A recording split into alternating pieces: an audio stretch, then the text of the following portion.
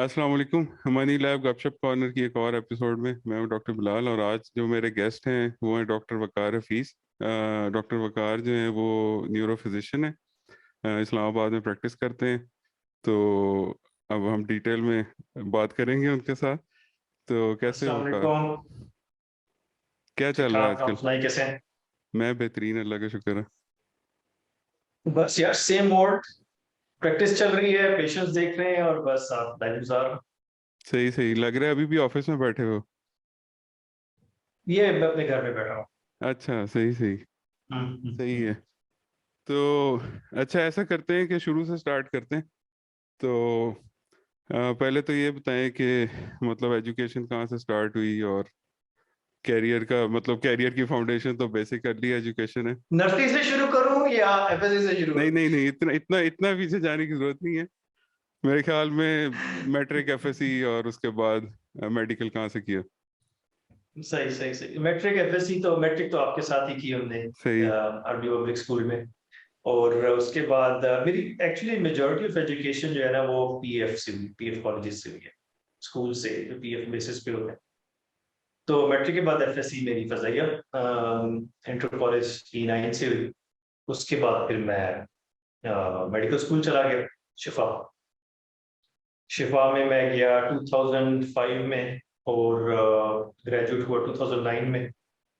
And then उसके बाद फिर मैंने तैयारी शारी की, प्रिपरेशन की, यूएसएमएल की और फिर मैं यूएस चला गया। अच्छा, सही सही। तो हाउस जॉब उससे पहले पाकिस्तान में की या फिर डायरेक्ट यूएस? हाउस जॉब की थोड़ी सी। असल में ना हमारा सिस्टम इस तरह के हाउस जॉब्स हर बंदे को नहीं मिलती। उस टाइम पे शायद नहीं मिलती थी, आई डोंट नो क्या सिचुएशन थी, but I did an honorary house job जिसमें बगैर किसी पैसे के मैंने 3 महीने सर्जरी में गुजारे। उसके बाद मैंने रियलाइज किया कि यार ऑनररी ठीक नहीं है काम। मैं बस तैयारी करता हूँ बाहर जाने की। तो सही है। ये तो मेरे मैंने ख्याल में पूरी हाउस वैसे जॉब नहीं की। ये तो थोड़ी सी एक्सप्लॉयटेशन है ना सिस्टम की, क्योंकि इंजीनियरिंग में भी मेरे ख्याल में आपको इंटर्नशिप नहीं मिलती वैसे। लेकिन अगर अच्छा। वो कहे ना कि आप पे ना लो फिर आ जाओ, तो फिर मिल जाती है। अभी लेकिन अब बात ये है कि जब आप काम कर रहे हो तो आपको उसकी कॉम्पनसेशन भी मिलनी चाहिए मेरी नज़र में। तो या ये तो एग्री, मतलब टोटली एग्री। एक्सप्लॉइट करने वाली बात है ना, क्योंकि अगर आप देखो मतलब इंजीनियर्स के लिए भी इंटर्नशिप जो है वो सॉर्ट ऑफ कंपलसरी आप समझ लें। क्योंकि हम्म। नॉर्मली जॉब देते वक्त वो पूछते हैं कि आपने बैचलर्स में कोई इंटर्नशिप की नहीं की। और हाउस जॉब तो मेरे ख्याल में डॉक्टर्स के लिए तो मतलब मस्ट है ना, उसके बगैर तो आप प्रैक्टिसिंग डॉक्टर नहीं या बन सकते। तो उस केस में तो फिर ये सॉर्ट एब्सोल्युटली ऑफ थोड़ी सी एक्सप्लॉयटेशन है ना स्टूडेंट्स की, कि नहीं? एब्सोल्युटली बिल्कुल है। और अनफॉर्चुनेटली ये सिस्टम आई थिंक चेंज नहीं हुआ। और जो है ना, I don't know, I am giving a suggestion, लेकिन होना ये चाहिए कि that should be part of the whole MBBS system कि भाई आप एमबीबीएस से फारिग हो तो ऑलरेडी हाउस जॉब हो चुकी है। तो आई एम नॉट श्योर कि अभी आजकल क्या चल रहा है, लेकिन ये क्या है, this is how it is. सही सही। मतलब अगर मैं एग्जांपल दूं यहाँ पर, जो मेरा मास्टर्स कोर्स था जर्मनी में, तो उसमें यह था कि उसमें दो रिक्वायरमेंट्स थी। एक ये थी कि आपने इंटर्नशिप करनी है मिनिमम 3 मंथ्स की ना। तो उसमें नॉर्मली मतलब यहाँ पर तो अनपेड इंटर्नशिप का ऐसा कॉन्सेप्ट नहीं है। लेकिन उसमें यह था कि यूनिवर्सिटी जो थी वो आपको एक्टिवली हेल्प करती थी इंटर्नशिप सीख करने के लिए ना। तो आपका प्रोफेसर आपकी रिकमेंडेशन लिख के देगा, अपने कॉन्टैक्ट्स को कॉल करेगा कि यार इस बंदे को रख लो इंटर्नशिप पे। तो और सेकेंडली जो है, एक और हमारी रिक्वायरमेंट थी कि एक समर स्कूल होता था इटली में, तो उसमें जाना भी लाजमी था। तो उस केस में भी जो है मतलब आप वो एप्लीकेशन एप्लीकेशन प्रोसेस था उसका भी, आप एप्लीकेशन बनाते थे, फिर आपका नाम आता था और सारा कुछ। लेकिन उस केस में भी फिर यूनिवर्सिटी जो थी वो इंश्योर करती थी कि आपका उसमें नाम आए, या आपको गाइड करती थी कि आप क्या क्या करोगे तो आप उस कोर्स में जा सकते हो। तो उस लिहाज से मेरा मतलब देखा जाए, जैसा कि कह रहे हो तुम कि मतलब हाउस जॉब क्योंकि पैरामाउंट है, उसके बगैर आप डॉक्टर नहीं बन सकते, तो फिर हाउस जॉब को इंश्योर करना जो है वो मतलब किसी किसी का तो काम होना चाहिए कि बिल्कुल बंदा हाउस जॉब कर सकता है। बिल्कुल। मतलब स्टूडेंट का अपना काम तो नहीं होना चाहिए। And things might be changing actually. कुछ अच्छे इंस्टीट्यूट एक्चुअली करते हैं, they make sure के people graduating get the house job, वरना फिर स्क्रैम्बल होता है, कोई इधर जा रहा है कोई इधर जा रहा है। तो इस तरह है, अच्छे इंस्टीट्यूट करते हैं हम। सही सही। तो फिर सोचा कि यूएस चले जाएं, तो यूएस जाने के लिए फिर वो पहले एग्जाम देना पड़ता है? जी, यूएस के लिए ना एक लाइसेंसिंग एग्जाम होता है, जिसमें एसेंशियली उनके सिस्टम पे बेस होता है।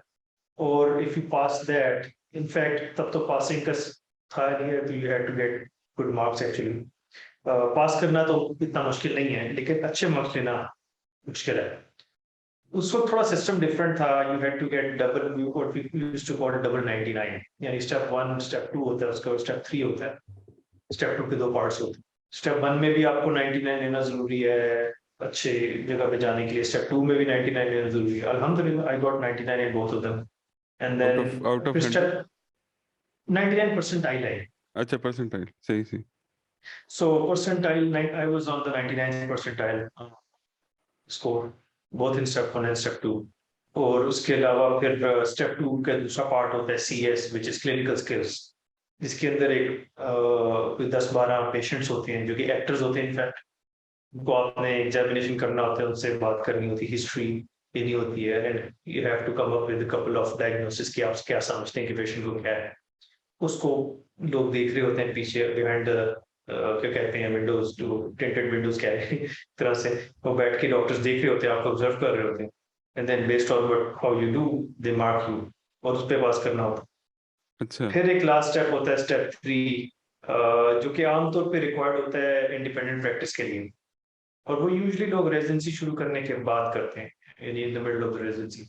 वो भी मैंने पहले कर दिया, मैंने कहा इसको भी साइड पे करें। अच्छा, तो सही है। उसके बाद रिप्लाई किया, एंड देन इट्स यानी कि एक स्टेप नहीं है, एसेंशियली मल्टीपल स्टेप्स हैं। First you done with the USMLEs, the next step is applying for residency programmes, interviews, और जब इंटरव्यूज होते हैं then you rank according to your preference कि आपको कौन सा प्रोग्राम अच्छा लगा है, and the programmes rank you according to their preference. वो एक एल्गोरिथम चलता है, इवेंचुअली यू मैच, यानी कि आपको किसी ने हायर रैंक किया और आपने उसको हायर रैंक किया, यू मैच, और आप आपकी रेजिडेंसी लगती है। तो this is how it went, and eventually I got selected into Wayne State University, Detroit Michigan. तो वहां पर फिर न्यूरोलॉजी रेजिडेंसी शुरू की। अच्छा, न्यूरोलॉजी जो थी वो खुद खुद चूज की थी, या फिर उन्होंने इस मैचअप प्रोसेस के अंदर साइन की थी? इसके अंदर ना चॉइस आपकी अपनी होती है। फॉर एग्जाम्पल, आप अप्लाई करने लगे रेजिडेंसी के लिए, you like neurology, so you only apply neurology. You can, I mean you shouldn't apply internal medicine या साइकियाट्री और field, because it's gonna waste your money and time. तो neurology का मेरे जो शौक बना वो मेडिकल स्कूल के दरमियान ही बना। और उसका एक one of the main reasons was कि I was good in anatomy, और anatomy, human anatomy, and I was a top scorer in the first and second year both in anatomy. तो that laid down कहते हैं कि एक solid foundation of human anatomy, और human anatomy की एक अच्छी foundation होना न्यूरोलॉजी के लिए बहुत जरूरी है। तो I think that was one of the reasons। फिर other reason मेरे अपने टीचर्स थे which were an inspiration for me। तो वहां से फिर डिसीजन हुआ न्यूरोलॉजी के लिए। सही सही। लेकिन अगर देखा जाए तो मेरे ख्याल में पाकिस्तान के अंदर जो न्यूरोलॉजी और कार्डियोलॉजी, ये दो ऐसी फील्ड्स हैं जिसको, जिस तरह हम इंजीनियरिंग में कहते हैं ना कि रॉकेट साइंस, या मतलब हम्म। कि ये बहुत मुश्किल है, तो वो लोग उसको कंसिडर करते हैं कि ये बहुत मुश्किल है। अगर मेरे ख्याल में देखा जाए तो एनाटमी के अंदर भी हेड एंड नेक की अलग से एक सेपरेट बुक है, और रेस्ट ऑफ द बॉडी की एक सेपरेट बुक है। दो बुक्स होती है ना आपकी। तो उस केस में Absolutely। तो काफी मतलब कॉम्प्लेक्स किस्म की चीज़ है। ह्यूमन ब्रेन मेरे ख्याल में वैसे भी मतलब जो दुनिया के अननोन्स हैं उनमें से एक एक बड़ा अननोन है। तो काफी बिल्कुल, ये डॉन्टिंग बात आपने टास्क नहीं बिल्कुल है? ठीक की है। बहुत एक्चुअली मैं अब न्यूरोलॉजिस्ट बन गया हूँ, तो मुझे चीजें आसान लगती है रिलेटिवली। लेकिन if when I look at other physicians या कॉलीग्स जिनको जो है ना न्यूरोलॉजी की इतनी समझ नहीं है, देन आई रियलाइज कि न्यूरोलॉजी एक्चुअली है मुश्किल फॉर ले पर्सन। क्या बात है, एक तो एक डॉक्टर के लिए समझना ब्रेन को, it's very difficult, and how it hmm. Functions. So वो कहते हैं ना कि न्यूरोलॉजिस्ट आप तभी बनते हैं जब आप ग्रेजुएशन के बाद 5 साल प्रैक्टिस कर चुके हो। यानी मेरी मेरी ग्रेजुएशन को अभी, न्यूरोलॉजी रेजिडेंसी ग्रेजुएशन को 4.5 साल हुआ है। इसका मतलब टेक्निकली मैं न्यूरोलॉजिस्ट बना नहीं हूँ।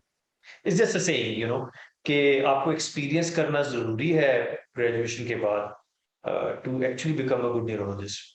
सो न्यूरोलॉजी और कार्डियोलॉजी तो टॉप पे हैं essentially, but to understand neurology it's very difficult compare to cardiology. I would say मेरे लिए तो like cardiology is relatively easier. सही है। तो नॉर्मली जो रेजिडेंसी की लेंथ है वो फिक्स्ड होती है या वो भी बेस्ड ऑन डिसिप्लिन जो है वो वेरी करती है? वेरी करती है बेस्ड ऑन क्योंकि डिसिप्लिन। मैंने अगर जो आपने सुना है कि न्यूरोलॉजी की थोड़ी सी ज्यादा लंबी होती है रेजिडेंसी। नॉट रियली, 1 साल इंटरनल मेडिसिन होता है, और बाकी 3 साल न्यूरोलॉजी होते हैं यूएस में, हाउ इट वर्क्स। और डिफरेंट कंट्रीज में डिफरेंट लेंथ्स हैं।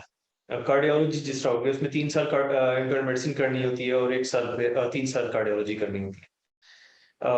फिर कुछ लोग होते हैं जो 3 साल की इंटरनल मेडिसिन करके 3 साल की न्यूरोलॉजी करते हैं। एसेंशियली न्यूरोलॉजी करने के लिए प्री रेक्विजिट है कि आपने इंटरनल मेडिसिन की हो। Essentially it's a step ahead of internal medicine.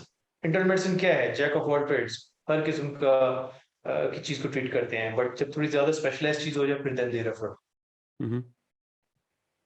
सही सही। यस। तो दूसरा जो है उसके अंदर मतलब तुमने मुझे बताया था कि जो न्यूरो फिजिशियन होता है तो वो साइकोलॉजी भी पढ़ता है।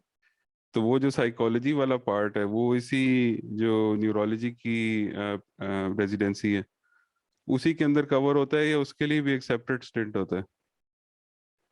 उसके अंदर कवर होता है। इनफैक्ट जो अमेरिकन बोर्ड है, it is called American board of psychiatry and neurology. So psychiatry is part of neurology and neurology is part of psychiatry. अगर किसी ने साइकाइट्रिस्ट भी वही बोर्ड देते हैं। अगर किसी ने साइकाइट्रिस्ट बनना है तो उसने भी उसी बोर्ड को देना है, ABPN, American board of psychiatry neurology, but in the end he will be psychiatrist. और न्यूरोलॉजी के लिए अंदर एबीपीएन वही बोर्ड है, American board of psychiatry neurology, but in the end it will be a neurologist. So like in our residency and practice, almost 30-40% of the क्या कहते हैं patient population जो होती है हमारी वो साइकेट्री की होती है। सही सही। अच्छा, मैं थोड़ा सा मेडिसिन से हट के क्वेश्चन है क्योंकि डिट्रॉयट हम्म। में की रेजिडेंसी हम्म। तो अराउंड मतलब आफ्टर 2008 तो वो डिक्लाइन स्टार्ट हुआ डिट्रॉयट का। तो वो इन इन हम्म। पर्सन एक्सपीरियंस किया वहां पे कुछ नजर आया कि सिटी जो है वो जा रहा है तबाही की तरफ? यार वैसे नजर आया, और वहाँ क्राइम रेट बहुत हाई था। इनफैक्ट जहाँ पर मैं करता था रेजिडेंसी, वहां पर जब छुट्टी का टाइम होता था तो पुलिस पेट्रोलिंग होती थी वहां पर हमारे कैंपस पे। अच्छा। एंड जहां से रेजिडेंट्स गुजर के अपने पार्किंग लॉट में जाते थे और वहां से घर जाते थे, वहां पर पुलिस मौजूद होती थी और पेट्रोलिंग करती रहती थी। फिर अगर आप डिट्रॉइट शहर में जाएं तो वहां पर आपको लगता है जैसे वो फिल्मी सीन नहीं होता कि एपोकलिप्टिक पोस्ट एपोकलिप्टिक सीन है कि भाई बिल्डिंग्स हैं लेकिन वो उसके ऊपर पट्टे लगे हुए हैं और कोई बंदा भी नहीं है। एक मतलब इनफैक्ट मैंने कोई चीज भेजनी थी, मैंने वेस्टर्न यूनियन जाना था, तो मैं अपने उस पे फोन पे सर्च कर रहा, तो मुझे उसने डिट्रॉइट में कोई जगह बताई कि यहाँ वेस्टर्न यूनियन है। मैं वहां पहुंचा, बर्फ पड़ी हुई है और वहां दीवार के खिड़की के आगे पट्टे लगे हुए जैसे कोई अभी यहाँ पर ज़ॉम्बी अटैक होने वाला। तो वो ऐसा था, but it was in the stages of being revived. जब मैं वहां से निकल रहा था तब थोड़ी चीजें चेंज हो रही थी वहां पर। I did not used to live in Detroit, मैं उससे नॉर्थ में रहता था, ट्रॉय में, which was like 30 minutes north. Very very nice place. तो ये था वही डिट्रॉइट का। अच्छा, रेजिडेंसी की तरफ वापस आते हैं। तो मेरा क्वेश्चन ये है कि जब रेजिडेंसी फिनिश कर ली तो उसके बाद जो जनरल अंडरस्टैंडिंग है वो ये है कि यूएस के अंदर जो है मतलब डॉक्टर्स जो हैं वो सही तरह पैसे कमाते हैं। और दूसरा जो है जो प्रोफेशन है डॉक्टर्स का या फिजिशियंस का तो वो वेल रिस्पेक्टेड है यूएस के अंदर। तो उस केस में मतलब तुमने डिसाइड किया कि वापस आना है पाकिस्तान, तो उसकी क्या पर्टिकुलर रीजनिंग थी इस डिसीजन के पास? मेरे ख्याल में तो काफी मेरी डिफिकल्ट डिसीजन होगा। आई कैन से यस और नो। हुआ ये था कि मेरी स्टोरी, आई मीन हर बंदे की डिफरेंट स्टोरी होती है। मेरी स्टोरी ये थी कि मेरे वालिद साहब एयरफोर्स में थे, और जब मेरी रेजिडेंसी लगी थी तो वो रिटायर हो चुके थे। तो मेरी ग्रेजुएशन आ रही थी, मेरे अपने वालिद साहब का कि आपने मेरी ग्रेजुएशन में तो मस्ट आना है। तो हो ये हो नहीं सकता कि आप बनाए ना, तो he was planning on going to some other places, Canada वगैरह, तो उनका visa मार सकता, पर eventually, I mean, long story short, he decided to come on my graduation. I graduation हुई, उसके बाद out of nowhere उनको symptoms develop हो गए मेरे भाई साहब, यूरिन इन्फेक्शन के ना। तो वर्कअप कराया, over the next couple of weeks पता चला कि कैंसर है, वो stage 4 cancer, which was a shock for everybody because he is such a like athletic person, कभी कोई हार्ट प्रॉब्लम नहीं, कभी कुछ नहीं। तो और मैं नई फेलोशिप शुरू कर रहा था यूनिवर्सिटी ऑफ मिशिगन में, एपिलेप्सी की, मिर्गी की। तो तब आई वाज लाइक कि मैं फेलोशिप करूं या भाई साहब को देखूं। we found out कि ट्रीटमेंट वही है पूरी दुनिया में, whether you stay in US or you come back to Pakistan, treatment is the same, which is chemotherapy. And US में हमारा कोई मतलब कि extended family नहीं है, हमारी सारी family पाकिस्तान में। Then he decided, not he, we decided कि हमने पाकिस्तान आके कीमोथेरेपी करानी है, यहाँ सोशल सपोर्ट सिस्टम है, यहाँ फैमिली, एक्सटेंडेड फैमिली, सारे चाचे मामले हुए, सब कुछ है। At that time I decided I will leave my fellowship. So I came back with him. He was actually resistant. मेरी टिकटें भी कैंसिल करवा दी थी. So I had to ask someone to book tickets from me, चुपके से। तो eventually यहाँ पर आ गए, उनकी कोई 10-11 महीने की वो थेरेपी चली। Then he passed away. वरना I mean you're right कि US में डॉक्टर्स तो बेसिकली नोट छापते हैं, and it is right, majority of them do. और neurology is one of the booming specialities जिसकी इतनी शॉर्टेज है कि wherever you go you can find a job in US. But मैंने कहा कि यार there are some decisions in your life that you have to make, keeping your job and other stuff aside, which was कि my mother is now alone and she lives with me. So instead of going back to US, I decided to stay here so to make her comfortable. So that is how I stayed here. Very noble of you, and I can understand family comes first in all cases. तो और वैसे भी मेरे ख्याल में अगर neurology के point of view से भी देखा जाए तो उस केस में मेरे मतलब if you go 20 years back तो मेरे ख्याल में शायद आप लोग उंगलियों पे गिन लें कि कितने न्यूरोलॉजिस्ट थे पाकिस्तान में। तो अब मेरे ख्याल में वो नंबर जो है वो बढ़ रहा है, लेकिन न्यूरोलॉजी एक ऐसी फील्ड है जिसमें मतलब हमें क्लासिफाइड स्पेशलिस्ट की जरूरत है, पाकिस्तान में भी है। तो बहुत क्या ज़्यादा कहते हैं, I agree. उस लिहाज से also And respect then the your fact decision. and the problem is not to just make neurologists. The problem is to make good neurologists, good, and if they are trained by good mentors and teachers, then they turn out to be just like them. जिस हमने कहा कि मेरी inspiration जो थी मेरी medical school में जो कि शिफा था, वहां पर मेरे न्यूरोलॉजिस्ट थे, हमारे जो टीचर थे, and then he is one of the best neurologists in Pakistan. So वो इंस्पिरेशन लेके मैं आगे चला, and I think that is the reason why I stood out. और वही इंस्पिरेशन लेके मैं वापस आया हूँ। Of course वो फैमिली रीजन भी है ना, but since I'm here I want to make a difference and maybe teach the next generation in achieving similar outcomes या milestones के। सही मेरे ख्याल में अगर एक टीचर अपने स्टूडेंट्स को इंस्पायर करता है तो उससे बड़ी अचीवमेंट टीचर के लिए नहीं हो सकती, क्योंकि मतलब टीचर आप टीच कर सकते हैं कॉन्सेप्ट भी, आइडियाज भी, सारा कुछ, लेकिन हो सकता है वो स्टूडेंट उनको यूज भी करे फ्यूचर के अंदर और ये वो। लेकिन अगर आप एज अ अपनी एक्सपर्टीज से या अपनी नॉलेज से अगर आप इंस्पायर करते हैं अगले को, तो मेरे ख्याल में दिस इज द मोस्ट या highest achievement for a teacher. यार मैं एक और एग्जांपल दूंगा आपको। During my residency I had a teacher, मैं उनका नाम लेना फख्र महसूस करूंगा, उनका नाम था डॉक्टर नवीद सिराजी। ठीक है, he was an Iranian guy but he was our programme director. वो सिर्फ एक अच्छे टीचर नहीं थे but he was a great human.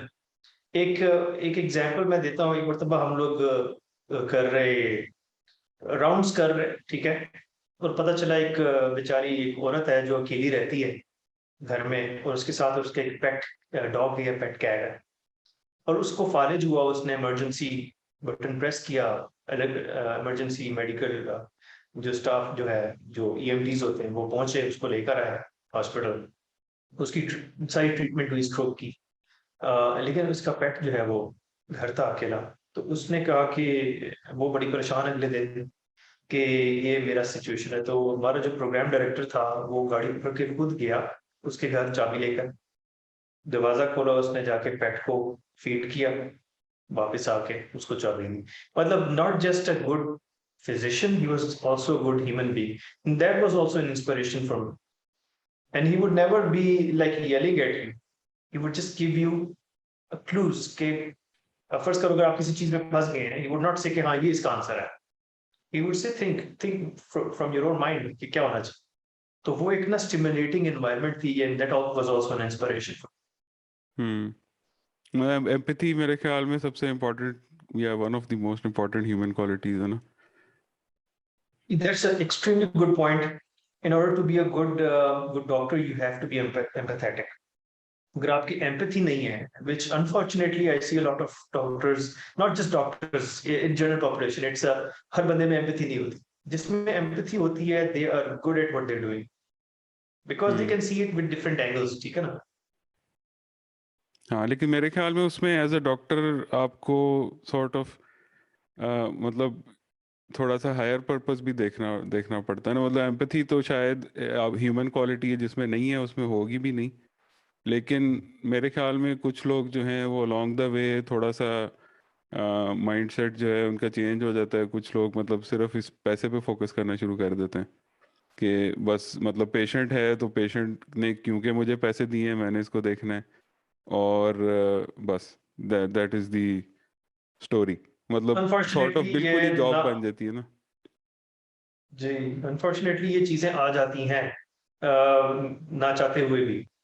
लेकिन ये कि देखो कुछ नॉर्मल चीजें होती हैं जो डे टू डे लिविंग में चल रही होती हैं। For that you don't really need to be empathetic, you need to diagnose and treat the patient. But if you feel like the patient is in stress, आप अपने आप को उसके शूज में डाल के जब तक सोचेंगे नहीं ना, तो आपको वो एम्पैथेटिक फीलिंग नहीं आएगी।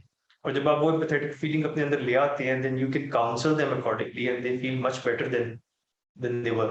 वो कहते हैं ना, डॉक्टर साहब अगर 10 मिनट अपनी बात हमारी बात सुन ले तो आधा पेशेंट वैसे ही ठीक हो जाता है। तो उसमें यही है ना कि you try to listen to them, you try to feel what they are feeling, और फिर उसको उसके हाथ से काउंसिल करें, पेशेंट आधा पेशेंट वैसे ठीक हो जाता सही बात है। मतलब है। मेरी इतना ही। यहाँ पे एक एक स्टोरी है थोड़ी सी, लेकिन मतलब मैं डॉक्टर्स को क्रिप नहीं कर रहा। इन जनरल मैंने जो डिफरेंस देखा है मतलब यहाँ जर्मनी में, ऑस्ट्रिया में मेडिसिन में और पाकिस्तान में, तो उसमें ये है कि मतलब यहाँ पर आपको वो काफ़ी डिटेल में एक्सप्लेन करते हैं कि आपके साथ इशू क्या है। मतलब वो आपको सॉर्ट ऑफ ये नहीं कंसिडर करते कि आप बिल्कुल ही डम हैं तो आपको कुछ बताने की ज़रूरत नहीं, मैंने आपको ये गोली लिख दी है और आप जाएं। ठीक है। पाकिस्तान में मतलब मैं या जब जब हम इंजीनियरिंग कर रहे थे, बैचलर्स में था, तो मेरे साथ ना स्टमक के इश्यूज आ रहे थे। मतलब कभी गैस हो जाती थी, ब्लोटिंग हो जाती थी, कभी एक्सट्रीम पेन स्टार्ट हो जाती थी। तो मतलब मुझे समझ नहीं आ रही थी कि अल्सर है या आईबीएस है, ये क्या क्या इशू क्या है ना मेरे साथ। तो वैसे ही हॉस्टल में रहते थे कि हॉस्टल का खाना रास नहीं आ रहा, ये क्या चक्कर है। तो मेरे फादर ने कहा कि जी एक गैस्ट्रोएंट्रोलॉजिस्ट हैं, वो मतलब ब्रिगेडियर थे, तो क्लासिफाइड गैस्ट्रोएंट्रोलॉजिस्ट हैं, उनका फील्ड ही है, तो उनके पास मैं तुम्हें ले जाता हूँ, तो वो तुम्हें मतलब देख लेंगे। तो मैं उनके पास गया, मैंने उनको सारे सिम्टम्स बताए, मैंने कहा ये मसले हैं। तो वो कहते बेटा सलाद खाएं। मैंने कहा ये कैसा जवाब है ना, मतलब मेरे साथ इतने इशू है, कोई एक्सप्लेन तो करो क्या रीजन है। मैंने कहा इस तरह होता है, इस तो दोबारा एक्सप्लेन किया, कहते बेटा सलाद खाएं। और मैंने कहा अच्छा, हाँ बस यही आपका हल है, आप सलाद खाएं, और वापस भेज दिया। तो उस दिन मैंने कहा यार ये कैसे डॉक्टर है यार, मतलब बंदा है भी गैस्ट्रोएंटरोलॉजिस्ट, उसका उसकी फील्ड ही है, ठीक है, और वो मुझे कुछ एक्सप्लेन ही नहीं कर रहा, बस कह रहा सलाद खाएं। सलाद भी अगर खाना है तो क्यों खाना है? मतलब अगर मेरी डाइट में कोई इशू है तो मुझे बताएं कि बेटा आप ये चीज एक्स्ट्रा खा रहे हैं, इस वजह से आपको ये प्रॉब्लम हो रहा है, इसलिए मैं आपको कह रहा हूँ कि आप सलाद खाएं। तो you know a lot of times होता ये है कि we as a patient don't realize कि क्या चीज हम कर रहे हैं जिससे काम खराब हो रहा है। And a lot of times doctor's job is to help you find the triggers. Just giving an example. For example, अगर आपको gluten allergy है, ठीक है, और आपको कभी किसी ने बताया नहीं और आपके डॉक्टर को भी नहीं पता, फिर तो तबाही है ना। लेकिन डॉक्टर का होने का मकसद ये है कि he knows कि gluten can cause allergy and all he does is make you realize कि भाई ये चीजों में gluten है, ये ना खाएं, and the moment you do it आप ठीक हो जाते हैं। ठीक है। सिमिलरली हेडेक्स की एग्जांपल देता हूँ कि a lot of patients come to me with headaches, almost number 1 complain है मेरे क्लिनिक में, and all I do is to tell them कि यार ये चीजें तुम गलत कर रहे हो अपनी लाइफस्टाइल में, इनको चेंज कर लो, तुम्हारी हेडेक खत्म हो जाएगी, and majority do improve. For example क्या कर रहे होते हैं, खाना वक्त पे नहीं खा रहे होते, नींद नहीं पूरी कर रहे होते, नींद को इंपॉर्टेंस देते ही नहीं है, हम्म। रात को लेटते हुए फोन इस्तेमाल कर रहे होते हैं घंटा घंटा, उसके बाद फिर चलो फिर आंखें लग गई बस ठीक है सो गए। ऐसे नहीं करना। वाटर इनटेक कम होती है, चाय बहुत टका के पी रहे होते हैं, 10-10 कप पी रहे होते हैं, मतलब ये सारी चीजें तो थोड़ी अबनॉर्मल है ना। You have to make your life discipline in order to feel better in general. तो वही बात है कि a lot of time my job is to tell the patient what they're doing wrong that is making their life difficult। सही है, मैं तो तुम्हारी तो मुझे उन्होंने बात से। सलाद की तो बात की हाँ सलाद की बात तो की उन्होंने, लेकिन प्रोबेबली और भी चीजें होंगी। हाँ एग्जैक्टली मुझे असल में तुम्हारी बात से याद आया अपना फॉलो अप उसका ना। तो क्या कहते हैं, जब मैं जर्मनी आया मुझे एक दफा दोबारा वो सेम मसला आया ना, जो मुझे आ रहा था स्टोमक के साथ। तो मैं यहाँ पे डॉक्टर के पास गया, उसने मुझे वो सारे इंटॉलरेंस के टेस्ट सजेस्ट किए कि आप ये सारे टेस्ट करें। तो जब वो सारे टेस्ट किए तो उससे पता लगा कि मुझे सॉर्बिटॉल इंटॉलरेंस है, और उसकी वजह से वो इशू आ रहा था। चलो तो जी, सीधी सीधी बात है, मीठा हाँ निकाल दें, मीठा भी स्पेसिफिक। हाँ, सही है। तो वो देखिए ना, तो आई मीन ये इट इशू था। Proves the point. और वो मेरे ख्याल में सॉर्बिटॉल जो है वो ये पेप्सी वगैरह और इस तरह की चीजों में यूज होती है, और केक्स में और बहुत सी चीजों में यूज होती है। मुझे तो उससे पहले पता भी नहीं था कि सॉर्बिटॉल भी कोई चीज होती है। जी जी जी, इट्स अ रिफाइंड शुगर, जिस हम्म तरह गैलेक्टोज होती है, ग्लूकोज होती है, फ्रक्टोज होती है, hmm. Sorbitol is kind of कह लें कि शुगर एंड अल्कोहल का मिक्सचर होता है। तो I mean there are different forms. सही। अच्छा, अभी लाइफस्टाइल की बात कर रहे थे तो फिर हम लाइफस्टाइल पे ही आते हैं। तो लाइफस्टाइल की अगर हम बात करें खास तौर पे ब्रेन हेल्थ के पॉइंट ऑफ व्यू से, तो उस केस में एक हेल्दी लाइफस्टाइल जो है वो क्या हो सकता है खास तौर पे, क्योंकि मतलब अगर हम ब्रेन की उसमें जाएं तो जैसे जैसे आप एज करते हैं तो जो ब्रेन की प्लास्टिसिटी है वो कम होती जाती है। ठीक है, तो मेरे ख्याल में पहले तो ये एक्सप्लेन कर दो कि प्लास्टिसिटी होती क्या है, और उसके बाद फिर जो है मतलब हम क्या लाइफस्टाइल अपना सकते हैं कि हम अपने ब्रेन को हेल्दी रख सकें एज वी एज। ठीक है। एक जनरल प्रॉपर्टी है प्लास्टिक, ये जो केमिकल प्लास्टिक होते हैं कि वो बेंड हो सकते हैं, ट्विस्ट एंड टर्न हो सकते हैं, रिजिड नहीं होते ना। इस तरह ब्रेन में जो है ना, प्लास्टिसिटी का मतलब है कि एक न्यू कनेक्शन बन सकता है एक न्यूरॉन का। एक न्यूरॉन है, ठीक है, ये मेरी 4 उंगलियां हैं, उसने दूसरे न्यूरॉन के साथ कनेक्ट करना है। ठीक है, how it will connect is के ये हो सकता है कि ये चार पांचों की पांचों जुड़ी हो, या पांचों में से 3 जुड़ी हो, या 2 जुड़ी हो आपस में ऐसे करके, ठीक है, या एक जुड़ी हो। तो दिस इज न्यूरोनल कनेक्शन। अब न्यूरॉनल कनेक्शन एक दूसरे के साथ जुड़ा हुआ है, दूसरा तीसरे के साथ, तीसरा चौथे के साथ, इस तरह मिलियंस ऑफ न्यूरॉन्स एक लाइन में एक सर्किट में लगे होते हैं। अब उस सर्किट का एक खास फंक्शन होता है। फर्स्ट करें, मैं आपको देख रहा हूँ, मुझे पता है कि ये स्क्रीन है, और मुझे अपनी शक्ल भी नजर आ रही है, आपकी शक्ल भी नजर आ रही है। कुछ स्पेसिफिक सर्किट्स होंगे इसमें इन्वॉल्व होंगे। एक मुझे ये बता रहा होगा कि मुझे अपनी शक्ल नजर आ रही है, एक मुझे ये बता रहा होगा कि मुझे किसी और की शक्ल नजर आ रही है, एक मुझे ये बता रहा होगा कि ये रेक्टेंगुलर शेप है, ये स्क्रीन है। ठीक है, तो millions of circuit are in function at a particular time.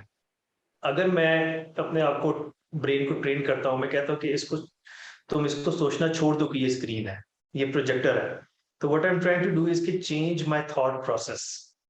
अपने थॉट प्रोसेस को चेंज करूंगा। वो चेंज कैसे होगा? जब मेरे न्यूरॉन्स उस सर्किट में एक नए कनेक्शंस बनाएंगे, हम्म एक नई चीज को अंडरस्टैंड करने के लिए। उस चीज को प्लास्टिसिटी कहते हैं। इनफैक्ट प्लास्टिसिटी को एक आम लैंग्वेज में एक्सपीरियंस कहते हैं। आप जा रहे हैं कहीं, आपको ठुड्डा लगा, आप हमेशा वहां से जाते हैं, आप ठुड्डे लगा, आप गिर गए, नेक्स्ट टाइम आप जाएंगे, आप वहां से केयरफुल होंगे। वो क्या चीज है? वो प्लास्टिसिटी है, क्योंकि आपके ब्रेन ने नए कनेक्शंस बनाए हैं, और आपको पता चल गया कि मैं वहीं से गुजरता हूँ, वहां से मुझे इस पत्थर से मुझे, मैं गिर जाता हूँ, ट्रिप हो जाता हूँ, तो अब मैंने केयरफुल होने वहां पर, ये आपने, ये plasticity, as simple as that. तो हम्म प्लास्टिसिटी मोटर फंक्शंस में भी होती है, सेंसरी में भी होती है, मेमोरी में भी होती है, एक अपने बिहेवियर को करने में भी होती है। फर्स्ट कर, एक बंदा है जो पूरी उम्र बड़ा गुस्से वाला रहा है, लेकिन उससे एंगर क्लासेस लिए, ठीक है, और वो अपने एंगर मैनेजमेंट क्लासेस लिए और वो ठीक हो गए। उसने क्या हुआ उस एंगर मैनेजमेंट क्लास, उसने प्लास्टिसिटी हुई है ना, तब वो चेंज हुआ इसका mood. Because this is how it works. Plasticity can work by simply by talking to each other, by counseling therapy, even by medicines. But the best type of plasticity is by training yourself. Training. सही, मतलब किस इसको किस type plasticity की कहते हैं। Training, अगर हम ट्रेनिंग की बात करें तो? Behavioral therapy, काउंसलिंग सेशंस जो होते हैं ना, जो साइकोलॉजिस्ट के साथ होते हैं, या just going to school, going to a new environment, learning new things, reading books and ये इस हॉबीज। रीडिंग बुक्स और डिफरेंट न्यू हॉबीज, एग्जैक्टली। सही एक्सरसाइज, सही। इनफैक्ट एक्सरसाइज भी आपकी प्लास्टिसिटी बढ़ाती है। अच्छा, एक्सरसाइज ब्रेन हेल्थ के लिए भी अच्छी? बोलो। सही है। एक्सरसाइज ये तो प्रूवन है बाय वेरियस क्या कहते हैं स्टडीज इन क्लिनिकल रिसर्च के, एक्सरसाइज तो भाई वन ऑफ द कहें कि top few things that you can do to improve brain health and in general health, heart health, बाकी आपकी बाकी हेल्थ। लेकिन एक्सरसाइज हम एक ये नहीं ऐसी, कर सकते, हाँ देखो कंटिन्यू। मैं कह रहा, हम ये नहीं कर सकते कि हम लोग एक्सरसाइज को सिर्फ ब्रेन हेल्थ के लिए यूटिलाइज करें। एक्सरसाइज पूरी बॉडी की हेल्थ के लिए यूज होती है।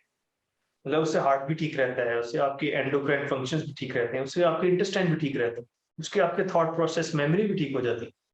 It's magical in fact, you know. सही सही सही। लेकिन अगर एक्सरसाइज को हम लेते हैं तो मेरे ख्याल में पाकिस्तान में तो एक्सरसाइज लोग बहुत ही कम करते हैं। मतलब अगर कोई बंदा जिम जाता है या इस तरह कुछ है जो कि मतलब एक्टिवली सीक आउट करता है एक्सरसाइज, वो तो ठीक है। लेकिन उसके अलावा मेरे ख्याल में तो मतलब जब आप यूनिवर्सिटी कॉलेज में होते हो तब आप क्रिकेट खेल लेते हो, या कभी कभी बाद में वीकेंड पे दोस्तों के साथ भी क्रिकेट वगैरह खेल लिया या इस तरह कुछ। लेकिन जो एक प्रॉपर एक्सरसाइज है, खास तौर पे जो कार्डियोवैस्कुलर एक्सरसाइज के अलावा, मतलब रेजिस्टेंस ट्रेनिंग जो है, इट इज़ मतलब वेल नोन कि उसके सेपरेट बेनिफिट्स हैं। और आपको सिर्फ कार्डियो नहीं करनी चाहिए, आपको दोनों करनी चाहिए इन कॉम्बिनेशन। तो उस केस में ये जो सेडेंटरी लाइफस्टाइल है पाकिस्तान का, तो मेरे ख्याल में उसी उसी वजह से अगर आप देखें तो after a certain age, my self included unfortunately, तो आफ्टर अ सर्टेन एज जो है मतलब आपका थोड़ा सा पेट निकल आता है, ठीक है। तो क्या कहते हैं, और ये पाकिस्तानियों के अंदर एक्सट्रीमली कॉमन है। अगर मतलब मैं यहाँ पर देखता हूँ लोगों को, तो मतलब हर बंदा ऑलमोस्ट जो है वो स्मार्ट है। या तो जो मोटे हैं वो तो मोटे हैं, वो फास्ट फूड खाते हैं जो भी, लेकिन जो जनरल पॉपुलेशन है वो सारी स्मार्ट है। अगर आप पाकिस्तान में देखें तो जो जनरल पॉपुलेशन है वो थोड़ी सी मेरे ख्याल में ओवरवेट वाली साइड पे है। खास तौर पे मतलब जो ये बेली है, बल्जिंग बेली, ये बड़ी कॉमन है। तो इस केस में जो एक्सरसाइज की इम्पोर्टेंस है, इसको मतलब हम किस तरह मतलब इनग्रेन कर सकते हैं अपनी अपनी माइंड के अंदर कि ये करनी ही करनी है? यार this is unfortunately the truth, और इसमें आई थिंक एक बड़ा पार्ट जो है ना वो कल्चर का है। मैं अपनी एक एग्जांपल देता हूँ। मेरे कुछ कॉलीग्स थे जो कि मेरे साथ डिट्रॉयट में ट्रॉय में रहते थे, एंड देन फिर यूनिवर्सिटी ऑफ मिशिगन में फेलोशिप हुई। तो यूनिवर्सिटी ऑफ मिशिगन एक कॉलेज टाउन है जो एन आर्बर है, एन आर्बर कहते हैं इस जगह का नाम। वहां पर अगर आप जाए ना, आपको एक नई दुनिया नजर आती है कि यूनिवर्सिटी है और सारे जो लोग हैं वो यंगस्टर्स हैं, और जो यूनिवर्सिटी पे जा रहे हैं वो साइकिलिंग करके जा रहे हैं, और फिर वो कल्चर आपको वहां नजर आता है। जब आपको कल्चर नजर आता है ना वहां पर, you inadvertently adapt, try to adapt. और मैंने देखा कुछ अरसे बाद कि वो मेरे कॉलीग्स जनाब वो भी साइकिलिंग चला रहे हैं, और वो भी जनाब हेल्दी लाइफस्टाइल अडेप्ट कर रहे हैं। तो I think a big part of that is culture. हमारा कल्चर नहीं है ना यहाँ पर। हम्म। कल्चर आपको इस तरह हो तो मोटिवेशन भी होती है। दूसरा ये कि बहुत से लोग हैं जो कि जिनकी मोटिवेशन जो है ना, इट्स अ विशियस साइकिल। आप अगर एक्सरसाइज नहीं करते, आपकी मोटिवेशन वैसी डाउन होती है। अगर आप एक्सरसाइज करते हैं, कुछ अरसे बाद जाके आपकी वो एक क्रेविंग आ जाएगी आपके अंदर कि भाई मैंने आज एक्सरसाइज नहीं की, मैंने करनी है। तो वो एक तरह से उस विशियस साइकिल को तोड़ेगी। ठीक है ना। अगर मैं एक्सरसाइज नहीं करता, मैं कहता यार मैं थकावट है बस, ठीक है नहीं जाता, मैं नहीं एक्सरसाइज करता, अगले दिन भी यही सीन है बस, ये क्रॉनिकली ये प्रॉब्लम चल गया। लेकिन फिर मैं एक रूटीन सेट करता हूँ कि मैं एक हफ्ते एक महीने के लिए अपनी रूटीन बनाता हूँ एक्सरसाइज करने की। जब मैं महीना गुजर जाएगा तो उसके बाद मुझे, अगर मैं नहीं करूँगा एक्सरसाइज, तो मुझे लगेगा कि something is missing and I will try to do it. In fact एक रिसर्च के मुताबिक you take up to 66 days in order to form a new habit hmm. pattern। ठीक है ना। कि अगर आप 66 डेज के लिए एक पर्टिकुलर चीज करते रहे ना, तो उसके बाद it's easier to make that habit and more difficult to let go of that habit. तो अगर ये मैजिक नंबर आपको चाहिए तो 66 डेज कोई प्लान करें, उसको फॉलो करें, उसके बाद फिर देखेंगे आपका प्लान बनता है कि नहीं उस चीज का। तो coming back to the same question, कि आई थिंक एक कल्चर का बहुत बड़ा इफेक्ट है, हमारी डाइटरी हैबिट्स का बहुत बड़ा इफेक्ट है। एक रिसर्च के मुताबिक what is the best way to lose weight, it's not exercise, it's diet. हमारी डाइट में क्या है? रोटी, पराठे, चावल। और रोटी, पराठे, चावल, घी वाले यू नो, सालन। घी वाले साथ। मतलब तो देखिए ना, अगर आपकी डाइट ऐसी होगी, आप जितनी मर्जी एक्सरसाइज कर लें, आपका वेट लॉस नहीं होगा। और एक इंपॉर्टेंट चीज है, with age your rate of metabolism goes down. एक बच्चा अगर 3-4 साल का है ना, वो 2 पराठे भी खा लेगा, उसको कोई फर्क नहीं पड़ेगा। आपकी अगर एज 70 ईयर्स है ना, आप आधी रोटी भी खाएंगे ना, आपका पूरा दिन पेट भर रहा है। तो rate of metabolism declines with age. तो हम जिस एज क्या कहते हैं ब्रैकेट में है, वहां पर हमारा metabolism is like 50-50। Couple with no exercise makes us fat. क्योंकि यार डाइट चेंज कर लें, बेशक माइल्ड से एक्सरसाइज करें, you will be back to normal in a few weeks. सही है, लेकिन अगर हम उसमें दूसरे एस्पेक्ट से देखें, मतलब ये जो कल्चर वाली बात है ये बड़ी बिल्कुल सही है। क्योंकि मतलब यहाँ मैं तो शायद मतलब बचपन से ही स्पोर्ट्स वाली साइड पे रहा हूँ। तो आर्मी ब्रैड्स, आपके पास फैसिलिटीज होती हैं, आप हर हर स्पोर्ट खेल लेते हैं। ऐसी ही बात है। तो एक तो मेरे ख्याल में पाकिस्तान में इशू ये है कि फैसिलिटीज नहीं होती, खासतौर पे प्राइवेट सेक्टर में जो लोग हैं। नॉर्मली अगर आप कहो कि जी मैंने स्क्वाश खेलनी है, स्क्वाश आपको एक्सपेंसिव इतनी पड़ती है कि आप कैसे खेलोगे। तो या स्विमिंग जिस तरह है, स्विमिंग का मैंने अभी रिसेंटली देखा था, मेरे ख्याल में मिनिमम जो है वो 5,000 पर मंथ जो है वो आपको पूल की मेंबरशिप मिलती है। नॉर्मली उससे भी ऊपर है जो अच्छे पूल्स हैं। तो एक आम शहरी जो है वो तो उसके लिए तो अफोर्ड करने का ही इशू बन जाता है। तो दूसरा मेरे ख्याल में जो स्पोर्ट्स हैं, जिस तरह रनिंग है और साइकिलिंग है, वो ऐसी स्पोर्ट्स हैं जिसके लिए आपको मिनिमल इक्विपमेंट चाहिए। लेकिन उसमें भी इशू यहाँ पे आ जाता है कि मतलब हमारी जो इन्वायरमेंट है वो सॉर्ट ऑफ इतनी कंड्यूसिव नहीं है इन सारी चीज़ों के लिए। अगर आप कहते हो आप रनिंग करने जाओगे उसी सड़क के ऊपर, जो है मतलब हमारे पास फुटपाथ तो होते नहीं है, सेपरेट वॉकवेज तो होती नहीं है। अगर आप उसी सड़क पे जा रहे हो, उसी सड़क पे मोटरसाइकिल जूम जूम जा रहे हैं, गाड़ियां इधर से कट मारती जा रही हैं, तो मतलब आप अपनी लाइफ को इंडेंजर कर रहे हो।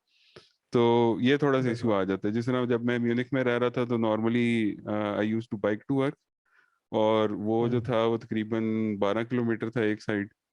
तो मेरे दिन के ओह, 24 अच्छा। किलोमीटर आराम से हो जाते थे। सेहत सही रहती थी। तो हम्म। और दूसरा दूसरा एक इशू ये है कि वही माइंडसेट वाला इशू है, मतलब जो आपने बात की कि हम मतलब मेरे ख्याल में थोड़े से नेचुरली भी मतलब मोटिवेशन पे ले आते हैं बात को कि जी दिल नहीं कर रहा। हम्म। और दूसरा दिल हमारा नहीं ये कर। भी, दूसरा हमारा माइंडसेट मेरे ख्याल में थोड़ा सा इस तरह का भी है कि हम कहते हैं कि जी बड़ी मेहनत है यार, मैंने नहीं करनी। ठीक है। अब जिस तरह अगर वही आप, मोटिवेशन वाली बात आ जाती है ना। हाँ जिस तरह आप किसी को कहो ना कि यार मैं तो जा रहा हूँ साइकिलिंग ट्रिप पे 100 किलोमीटर के ना, वो कहेंगे तेरा दिमाग खराब है। तो ट्रेन में चला जा। तो उसको आप बताओ कि यार बेसिकली मकसद ये नहीं है कि मैंने उस जगह जाना है, मकसद ये है कि मैंने साइकिलिंग करनी है।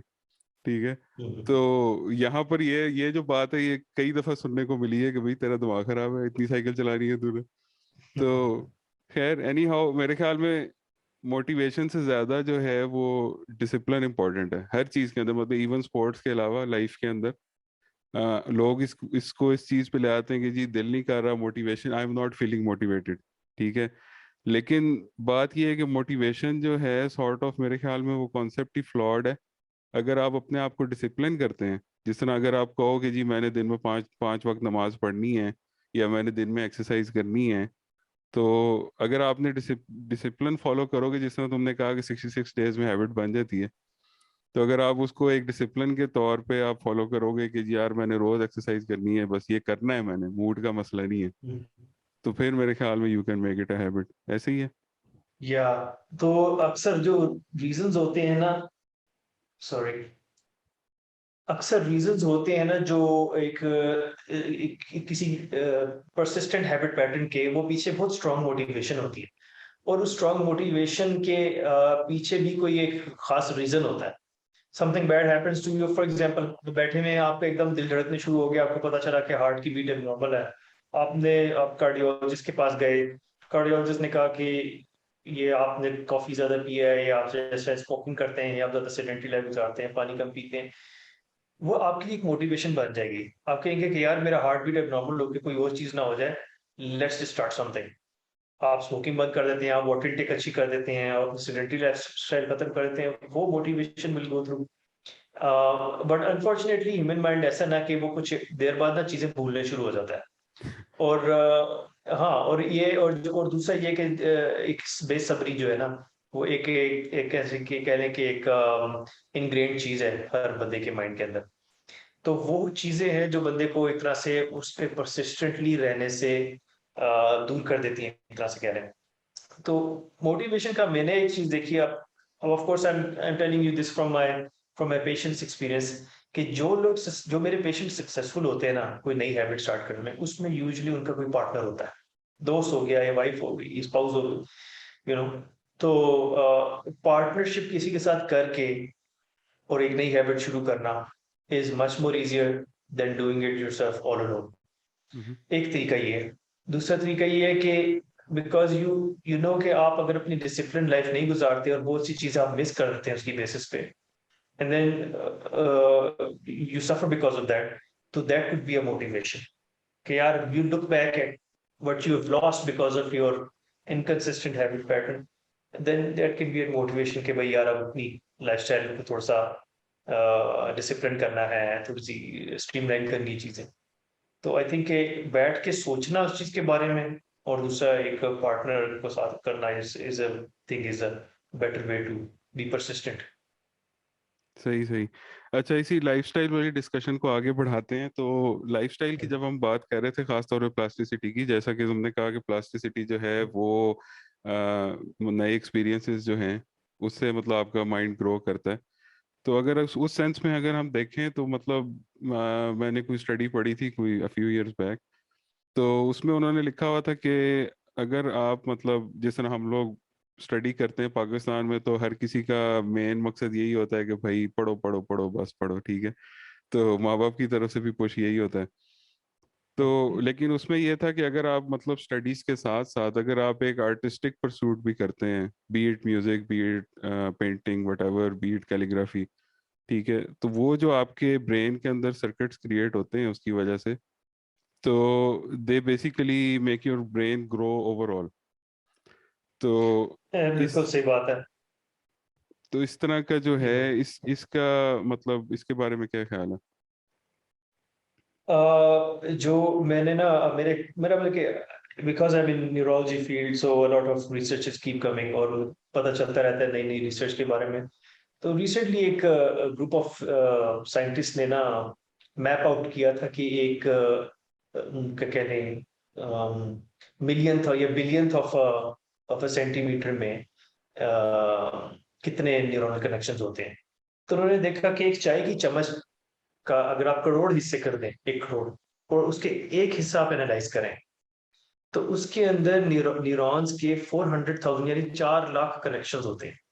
अब इमेजिन करें कि एक कनेक्शन यानी एक, जो आपने इलेक्ट्रॉनिक्स पढ़ी है, आप अगर आप एक सिंपल इलेक्ट्रॉनिक सर्किट करें तो वो एक पर्टिकुलर फंक्शन ऑन ऑफ करेगा।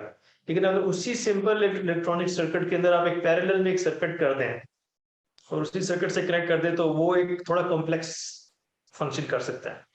अब इमेजिन करें कि एक चम्मच का, चाय की चम्मच का करोड़वां हिस्सा, उसके अंदर 400,000 यानी 4 लाख कनेक्शंस है न्यूरॉन्स की, and what complexity it could generate. तो कमिंग बैक टू क्वेश्चन कि डिफरेंट किस्म की हैबिट्स, डिफरेंट किस्म की आर्टिस्टिक चीजें को अपने लाइफ में इन्वॉल्व करने से क्या होता है, बहुत से बिलियंस ऑफ डोरमेंट सर्किट्स जो होते हैं वो एक्टिवेट हो जाते हैं। आपको एक चीज को सोचने के 10,000 एंगल्स मिल जाते हैं, ठीक है। और आपके जितना क्रिएटिव माइंड होगा, उतनी आप चीजों को अडेप्ट ज्यादा आसानी से कर सकेंगे, ज्यादा आसानी से समझ सकेंगे, एसिमिलेट कर सकेंगे। तो इन चीजों का, इन हैबिट्स का जो फायदा होता है वो आपकी ओवरऑल ब्रेन की थिंकिंग कैपेसिटी में और प्रोसेसिंग कैपेसिटी में हेल्प करता है। तो ये फायदा इन चीजों का। सही सही। You also play music, right? And compose music. बिल्कुल। पढ़ा तो खैर थोड़ा सा कम हो गया, लेकिन I use to play a lot. I mean like, कौन सी क्लास में था मैं जब मैंने शुरू किया था? Probably I was in 7th या 8th क्लास, तब मैंने शुरू किया था। And then throughout my medical school भी मैंने किया है। अभी भी कभी कभी जब दिल हो तो म्यूजिक कंपोजिशन कर लेता हूँ थोड़ी बहुत। सही सही। तो which instrument do you play? वैसे तो बचपन से मेरे पास कीबोर्ड है, मैंने इलेक्ट्रॉनिक कीबोर्ड वो करता था, लेकिन अराउंड 7th और 8th क्लास में डिजिटल ऑडियो वर्क स्टेशन नहीं होता, DAW, जो कंप्यूटर पे आप बनाते हैं म्यूजिक, उस पे शिफ्ट हो गया था। तो अब तो मेनली वही करता हूँ जब दिल सही करे। सही। फ्रूटी लूप्स वगैरह और इस तरह की चीजें। हाँ, पहले उसका नाम फ्रूटी लूप्स होता था FL स्टूडियो। अच्छा, सही सही सही। हाँ। मैंने एक दफा नस्ट के जमाने में वो डाउनलोड किया था फ्रूटी लूप्स, और एक हम्म। सोनी एसिड प्रो होता था। तो वो मेरे हम्म। ख्याल में यही डॉ था जिसमें आप वो हम्म। लेयर करते हैं लूप्स को, और उसके बाद वो हम्म। सीक्वेंस में प्ले होते हैं। बड़ी इसीलिए। एक्सपेरिमेंटेशन की, म्यूजिक थ्योरी का कुछ नहीं पता था, ऐसी ऐसी कैकोफनी बनाई ना के बस। तो फिर मेरे दोस्तों को भी पता लग गया, मेरे सारे दोस्तों ने जो है ना वो कोई मोजार्ट आई वगैरह बिलीव। सुन लेता ना तो वो दोबारा मर जाता बेचारा। हाँ। मेरा अपना बिलीफ है कि in order to make a good music you don't need to know the music theory. To be honest, मैंने आज तक म्यूजिक थ्योरी नहीं पढ़ी। रियली? और मैं खुद अपने खुद म्यूजिक बनाता था, खुद ही सब कुछ। मुझे मुझे नहीं पता कि ये सी माइनर, ये वो फलाम, मैं बस अपना जो दिल में आता था बनाया था, तो वो सही बजता। अच्छा, सही सही सही। मतलब जिस तरह मतलब जो सर्कल ऑफ फिफ्थ्स है और वो जो सारा नोट्स हैं उसका एक सीक्वेंस होता है ना, एक कॉर्ड डोंट में नो। रूट नोट ये होगा, बाकी नोट्स ये होंगे। कोई नहीं। आई don't no any of that.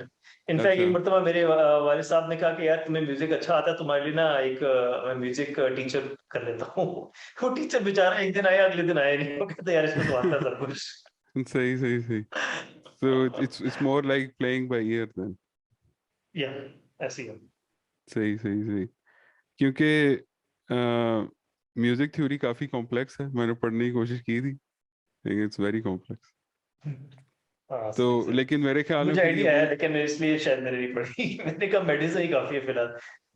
सही है, क्योंकि मेरे ख्याल में ये वही वाली अप्रोच है जो मेरी इंग्लिश के साथ है। मतलब ग्रामर अगर तुम मुझसे को पूछोगे ये पास्ट इंडेफिनिट है ये क्या है, तो most probably I don't no, लेकिन मुझे ये पता है कि ये सेंटेंस सही है या गलत है।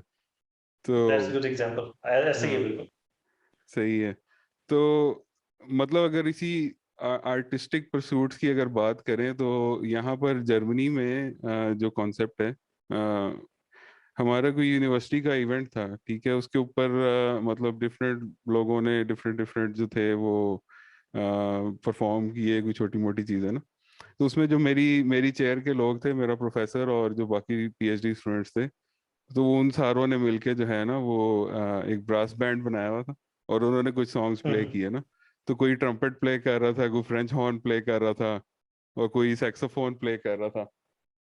तो मैंने कहा यार ये सारे के सारे जो हैं, मतलब ये हर किसी को ये एक एक इंस्ट्रूमेंट आता है, ये क्या चक्कर है ना। तो मैंने उससे पूछा, मैंने कहा यार ये तुम लोगों ने स्पेसिफिकली अपना जो बैंड बनाया है इसके लिए तुमने ये सीखे हैं, ये क्या चक्कर है। तो वो फिर मुझे कॉलीग ने बताया कि मतलब नॉर्मली जर्मनी में ये कॉन्सेप्ट है कि हर बच्चा जो है वो मतलब कंपलसरी तो नहीं है, लेकिन जो कह लो नॉर्म है कि हर बच्चा जो है वो एक इंस्ट्रूमेंट सीखता है। मतलब चाइल्डहुड में, इवन स्कूल में भी आपको म्यूजिकल थ्योरी पढ़ाई जाती है, इंस्ट्रूमेंट कोई ना कोई आप चूज कर लेते हो और वो आप फिर सीखते हो। तो मेरे ख्याल में उसके पीछे भी रीजनिंग यही है कि आप अपने आर्टिस्टिक ब्रेन को भी ट्रिगर कर रहे हो, या और उससे आपकी ओवरऑल ब्रेन डेवलपमेंट जो है उस पे मतलब अच्छा पॉजिटिव इम्पैक्ट पड़ रहा है। और दूसरा मेरे अच्छा, ख्याल में मेरा जो अगर आप शौक था ना, देख। हम्म, दूसरा मेरे ख्याल में एक उसका फायदा ये भी है कि जब आप बोर हो रहे हो तो आपके पास कोई काम है करने के लिए, बजाय कि आप बैठ के फोन पे ही बैठे रहो, क्योंकि आपको और कुछ करने ही नहीं आता।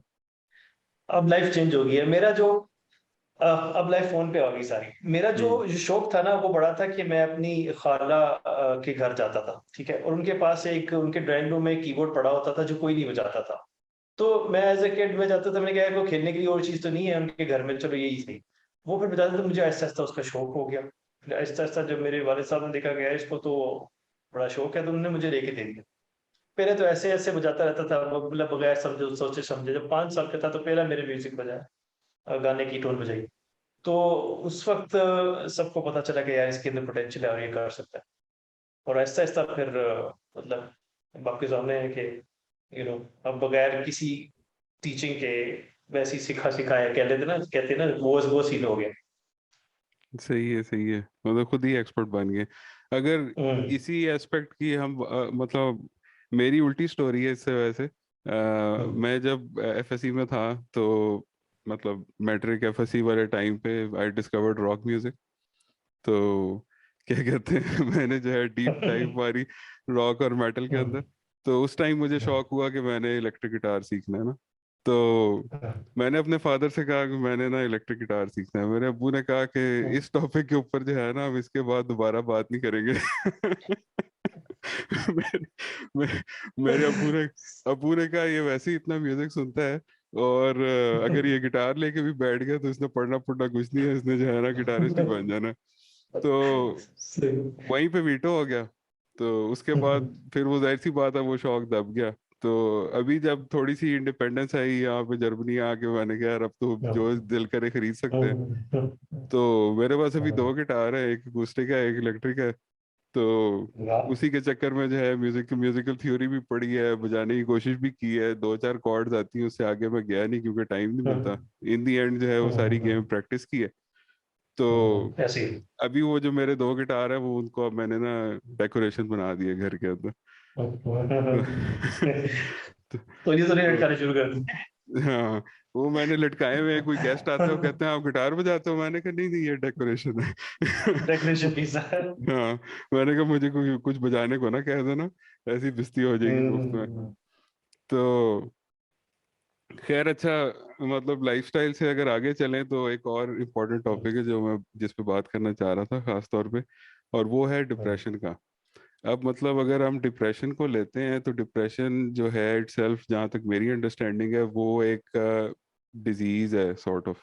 ठीक है, लेकिन हम लोग, अच्छा पहले तो ये सेपरेशन के डिप्रेशन जो डिजीज है वो क्या है, मतलब वो तो मतलब तुम्हें एक्सप्लेन करना पड़ेगा। और दूसरा, जब मतलब फर्ज करो कि I am feeling down for some reason, सही है, तो जो भी काम सही नहीं जा रहा, घर में कोई मसला है, कोई लड़ाई होगी फैमिली के साथ या जो भी, तो उस केस में भी लोग कह देते हैं कि यार मैं बड़ा डिप्रेस हूँ। तो वो जो चीज़ है वो डिप्रेशन नहीं है, ऐसे ही है। और दूसरा ये जो ऐसे चीज़ है इसको क्या कहेंगे, और जो डिप्रेशन डिजीज है और उसमें क्या सेपरेशन है। अच्छा, एक एज अ जनरल रूल ना, हमने जो बुक्स में चीजें लिखी होती है ना वो बड़ी हमने ब्लैक एंड व्हाइट करके लिखी होती है। ये चीज इसका ये डायग्नोस्टिक क्राइटेरिया, ये चीज है इसका ये डायग्नोस्टिक क्राइटेरिया, ये हो जाए तो ये नहीं है, ये डायग्नोसिस है, वो हो जाए तो ये डायग्नोसिस, ऐसा किया। इनफैक्ट एक्चुअली लाइफ में ना चीजें एक स्पेक्ट्रम में आती हैं। हर चीज का एक स्पेक्ट्रम है। इसी तरह डिप्रेशन और एंजाइटी भी एक स्पेक्ट्रम है। किसी को माइल्ड टू मॉडरेट माइल्ड होगी, किसी को मॉडरेट होगी, किसी को सिवियर होगी, कोई सुसाइडल होगा, ठीक है। ये सारे एक स्पेक्ट्रम में आते हैं।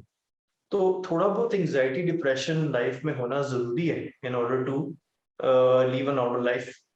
वो कब नॉर्मल हो जाता है, when it starts interfering with your day to day functioning. फर्ज करो तुम कहते हो यार फलां की डेथ होगी मेरी फैमिली में, उसके बाद यार मैं बड़ा डिप्रेस्ड हूँ। वो डिप्रेशन आपका 2-3 दिन चलता है, उसके बाद आप ठीक हो जाते हैं। That is not depression, that is just low mood because of something जो कि एविडेंट थी, जिसके ऊपर ऐसा रिएक्शन होना चाहिए था। Okay, so that's a normal reaction to a thing that normally happens in life. अब फॉर एग्जाम्पल एक और एग्जाम्पल देता हूँ। मेरी कोई चीज गुम हो गई घर में, और उसका मैं इतना डिप्रेशन लेता हूँ कि मैं 2 हफ्ते बिना किसी से बात भी नहीं करता, खाना भी नहीं खाता, कमरे में लॉक रहता हूँ। मैं अपने दांत भी नहीं ब्रश नहीं करता, हेयर ब्रश भी नहीं करता, नहाता भी नहीं हूँ। That can be called as depression, because that has affected my life so much कि वो बाकी मेरी इन्वायरमेंट भी ऑब्जर्व कर रही है, वो उसको भी अफेक्ट कर रही है। सो और डिप्रेशन के भी डिफरेंट स्टेजेस है ना। एक माइल्ड होगा डिप्रेशन, मॉडरेट होगा और सवेयर होगा, फिर सुसाइडिलिटी आ जाएगी। And everything has to be treated accordingly. तो जस्ट गिविंग एग्जांपल के डिप्रेशन की क्या सिम्टम्स होते हैं। डिप्रेशन की सिम्टम्स होते हैं कि लो फील करना, उदास फील करना, किसी से बात करने का दिल ना करना, किसी से थोड़ी सी बात कर ले 5 मिनट से ज्यादा तो चिढ़ खा जाना कि यार बस बस फोन बंद करो या बस और बातें ना करो। छोटी छोटी बात पे गुस्सा आना, छोटी छोटी बात पे रोना आना, भूख ज्यादा लगना या कम लगना, नींद ज्यादा आना या कम आना, ये सारे सिम्टम्स ना उस स्पेक्ट्रम के अंदर लाई करते हैं। और ये जरूरी नहीं सारे हों, किसी के अंदर 2 हों, किसी के अंदर 4 हों, किसी के अंदर सारे हों। तो उस बेसिस पे हम डिफाइन करते हैं कि यार इसको माइल्ड है, इसको मॉडरेट है, इसको सिवियर। और उसकी ट्रीटमेंट में फिर बहुत सी चीजें आ जाती हैं। अगर एक माइल्ड होगा डिप्रेशन, वो सिर्फ बातचीत से ठीक हो जाएगा, काउंसलिंग से। फर्ज कर तुम मेरे दोस्तों, तुम मुझे बताओगे यार ये मेरे साथ ये हुआ, मैं तुम्हें कहूंगा यार कुछ नहीं है, खैर है, क्या हो गया यार, होता है जिंदगी में इस तरह। और हो सकता है तुम अगले दिन बिल्कुल ठीक हो, just by saying 2 words you felt better. ये माइल्ड डिप्रेशन होगा। इसका मॉडरेट होगा, उसमें आप हो सकते हैं कि आपको साइकोथेरेपी की जो है ना, बिहेवियर थेरेपी की जरूरत हो, काउंसलिंग जिसको कहते हैं। और एक सवेयर होगा तो उसमें आपको मेडिसिन की भी जरूरत पड़ जाएगी। तो अम, जो आपने शुरू में बात की थी ना, बीच में कहीं हमने टच किया था मेडिटेशन का। मेडिटेशन का आपने बात की थी ना, या नहीं की थी अभी? वो हम प्री शो कह रहे थे, उस पे मैंने आना है अभी उस टॉपिक ओह, पे। अच्छा। तो बहरहाल मैं आई ब्रीफली टच ऑन दैट कि मेडिटेशन और ये जो क्या कहते हैं प्रेयर, इस तरह की चीजें ना, they help with mild to moderate depression. Hmm. ठीक है। फर्स्ट करें आपको, जैसे मैंने आपको एग्जांपल दी कि कोई आपको डिप्रेशन हुआ और मैंने आपसे बात की एज ए फ्रेंड, आपको थोड़ी तसल्ली दी, और अगले दिन आप ठीक है। इसी तरह अगर आप किसी डिप्रेशन में हैं और आप कुछ सोच रहे हैं, आप बैठ के सोचें कि यार ये this kind of things keep happening, I don't have to worry about it, और आप अपनी सेल्फ साइकोथेरेपी से ठीक हो सकते हैं। ठीक है। इसी तरह क्योंकि आपने बैठ के सोचे, आप सोचा बैठ के आपने 5-10 मिनट, वो आपने क्या किया, आपने मेडिटेशन ही की ना। हम्म। या आपने फोकस किया एक चीज पे, एक चीज के बारे में सोचा, अपने माइंड बाकी चीजों से हटा के एक चीज के बारे में सोचा। So that is where this comes in. तो आगे अब आप क्वेश्चन पूछे, वो आपने जो स्पेसिफिक अगर पूछना कोई इसके बारे में। सही है। अच्छा, मेरा फॉलो अप क्वेश्चन ये है कि अभी जो हमने बात की कि आप मतलब अपनी सेल्फ को खुद ही मतलब मेजर करें कि आपको डिप्रेशन है या नहीं है, या आप क्या फील कर रहे हैं, मतलब अपनी अपनी माइंड के साथ जो है वो खुद मतलब एक्सप्लोर करें। लेकिन अगर एक बंदा है, उसको सिवियर डिप्रेशन है, लेकिन उसको खुद अंदाजा नहीं है कि मतलब why he is feeling this way, या मतलब ये जो चीजें हो रही हैं ये क्यों हो रही हैं, या मतलब इस चीज पे मुझे मतलब वो डिप्रेशन में इतना शदीद गया हुआ है, लेकिन वो खुद अपने आप को जो है डायग्नोज असेस नहीं नहीं कर कर पा पा रहा, रहा। हाँ असेस नहीं कर पा रहा। तो उस जी। केस में तो इस रिलेटिव्स को किस पॉइंट पे मतलब इंटरजेक्ट करना चाहिए, या उसको हेल्प आउट करना चाहिए, या क्या उस केस में होना चाहिए जो उसके सर्कल में लोग हैं? एज अ सिंपल रूल, कोई भी चीज आउट ऑफ ऑर्डिनरी लगे ना, बेशक वो इनिशियल स्टेजेस में है या लेटेस्ट स्टेजेस में, उसको रिलेटिव्स को इंटरवीन करके पूछना चाहिए, और तरीके से। एंड तरीके से मींस के आपके जिस बंदे को डिप्रेशन है या जो अफेक्टेड बंदा है, उसको वो चीज बुरी ना लगे। क्या ना, और ये बड़ा सोच समझ के काम करने वाले होते हैं, मतलब इतने सिंपल नहीं है। लेकिन जो बंदा ज्यादा डिप्रेशन में होते हैं ना, वो ज्यादा, उसका मसला ये होता है कि he cannot think of his situation as well as a person with mild depression. इतनी इंसाइट वो गैदर नहीं कर सकता अपनी सिचुएशन की। इस वजह से जब वो इंसाइट गैदर नहीं कर सकता, तो वो उस पे उसको ठीक भी नहीं कर सकता। इसलिए उस तरह के बंदे को एक फैमिली सपोर्ट की जरूरत होती है, बहन भाई की, दोस्तों की। तो शॉर्ट आंसर इसके, अगर आपको कोई लगे आपकी फैमिली में कि यार थोड़ा सा नॉर्मल है, थोड़ा सा डाउन है, शक्ल से लग रहा है, मुंह लटका हुआ है, और ज्यादा इंटरेस्ट नहीं ले रहा चीजों में, ज्यादा सो रहा है, ज्यादा खा नहीं रहा, या कम सो रहा है, तो यू मस्ट आस्क देम कि यार क्या मसला है। आराम से बैठ के तसल्ली से बात करें, and then they may open up to you, and just by opening up to you they may feel better. तो कहते सही हैं सही। दिल की भड़ास निकालना। अगर आप किसी चीज पे एंग्शियस हैं, डिप्रेस्ड है, आप सिर्फ दिल की भड़ास निकाल रहे हैं अपने किसी क्लोज वन से, तो आपका डिप्रेशन और वो कम हो जाता है। सही है, लेकिन अगर इससे भी एक स्टेप अगर आगे जाएं, अच्छा अब फैमिली ने भी डिस्कस किया, लेकिन ठीक है। फैमिली जो है वो भी हेल्प आउट नहीं कर सकती, ठीक है, उसमें वो बंदा मतलब भी उसका पैटर्न रिपीट हो रहा है और सारा कुछ, तो उस केस में फिर उसको थेरेपी में ले जाना चाहिए अब। लेकिन या अच्छा दैट पहले। बिकम्स अ डिफिकल्ट सिचुएशन, क्योंकि जो लोग इस तरह के होते हैं ना, they are very highly functioning and very smart in fact. हम हमारी तरह, जैसा मैं और आप हैं, मुझे भी कभी डिप्रेशन हो सकता है, मुझे भी कभी एंग्जाइटी हो सकती है, और आई एम हाईली फंक्शनिंग।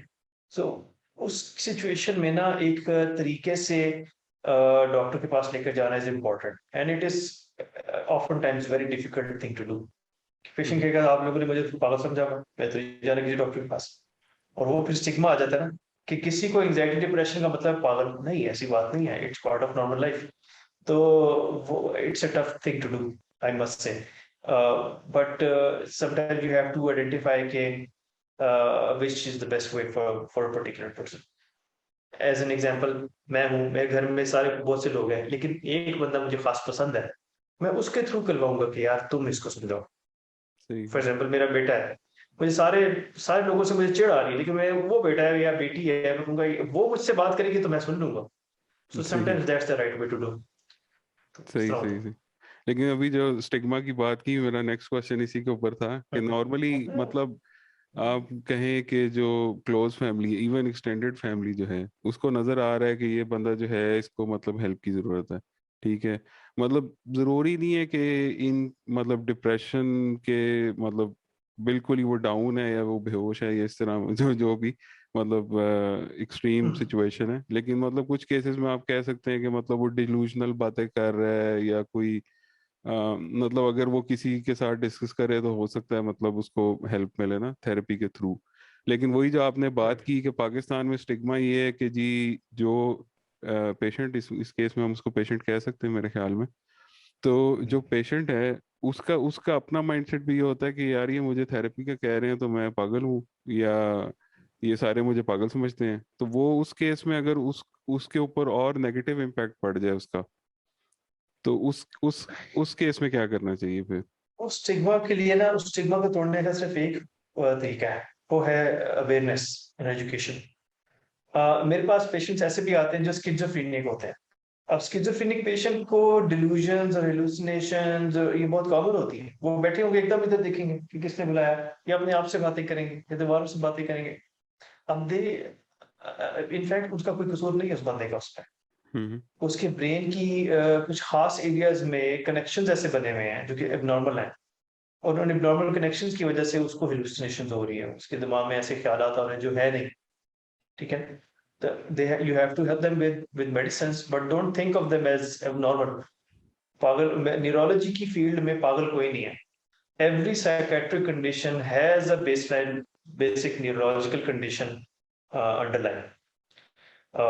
मैं एग्जांपल देता हूँ, बड़ी इंटरेस्टिंग। मेरी रेजिडेंसी में एक बच्ची आई as a patient, she was 16 years old, and then उसकी माँ उसको लेकर आई।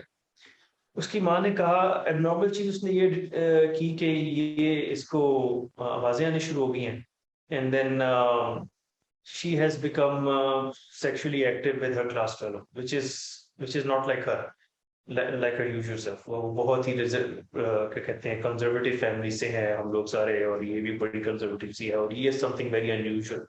फिर एक दिन इसको सीजर हो गया।